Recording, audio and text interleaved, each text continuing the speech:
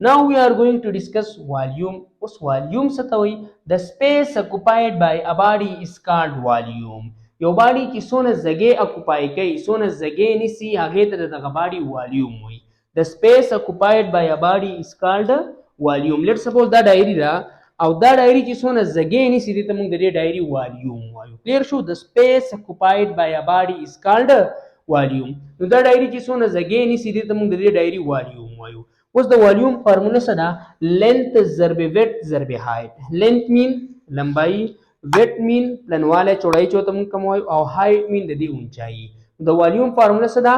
لینث ملټیپلای کړه د ویت سره، ویت ملټیپلای کړه د هایت سره، یعنی لینث ضرب ویت ضرب هایت. دا موږ سره کوي، دا موږ والیوم راکوي. که چیرې د دې ډایرې والیوم تاسو معلومول غواړئ نو د دې ډایرې لینث، ویت او هایت یعنی لمبایي، چوړایي، پلنوالی او هایت یعنی اونچایي، دا درېونه ضرب کوي نو تاسو ته به د دې ډایري والیوم میلاو شي.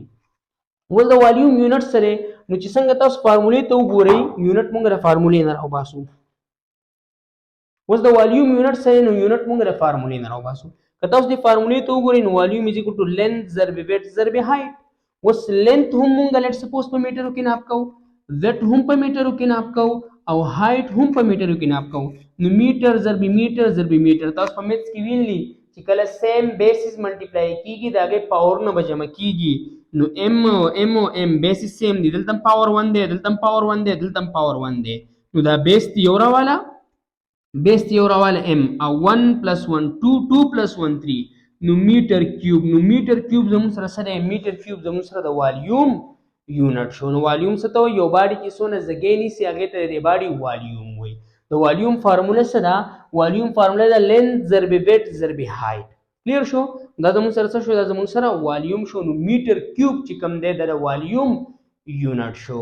اوس اکثر خبره کیږي چیرې یونټ والیوم، دا یونټ والیوم هم لږ پیژنئ چیرې یونټ والیوم څه ته وایي. که ډینسټي باندې ځان پوهول غواړئ نو یونټ والیوم وپیژنئ. نو بھائی د یونټ والیوم ساده مطلب دا دی چې 1 میټر کیوب. یونټ والیوم مین 1 میټر کیوب. څنګه چې د یونټ ټایم مطلب دی 1 سیکنډ یا 1 منټ، کنه عام طور موږ 1 سیکنډ الو. دغه شان د یونټ والیوم مطلب دی 1 میټر کیوب، یعنی یونټ والیوم مونږه 1 میټر کیوب ته ویلی شو. اوس 1 میټر کیوب څه ته وایي؟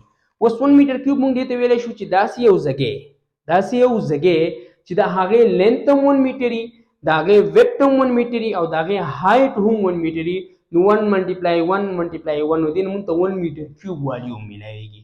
داسې یو ځګې چې د هغې لینث لمبایي هم 1 میټر ده، د هغې ویت یعنی چوړایي یعنی پلنوالی هم 1 میټر دی، او د هغې هایټ هم 1 میټر دی. نو دا درېواړه چې کله مونږ ضرب کړو نو مونږ ته به د یونټ والیوم یعنی 1 میټر کیوب میلاویږي.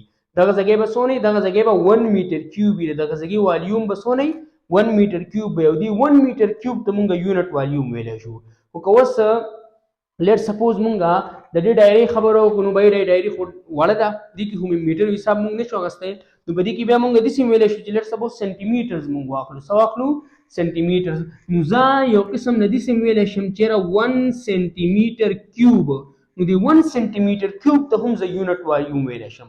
اوس د 1 سینټي میټر کیوب مطلب دا دی چې داسې یو ځګې چې د هغې لینث هم 1 سینټي میټر وي، لمبایي، ویت یعنی پلنوالی هم 1 سینټي میټر وي، او هایټ هم 1 سینټي میټر وي. نو داسې یو ځګي ته هم زه 1 سینټي میټر کیوب یعنی یونټ والیوم والا ځګې ویلی شم. نو یونټ والیوم څه ته وایي؟ 1 میټر کیوب ته هم یونټ والیوم ویلی شي. موسټلی مونږ 1 میټر کیوب اخلو ځکه چې میټر د لینث ایس آی یونټ دی که نه، یا میټر کیوب چې کوم دی دا د والیوم ایس آی یونټ دی. نو چې میټر کیوب د ایس آی یونټ مین سیسټم انټرنیشنل یونټ کې راځي د والیوم میټر کیوب.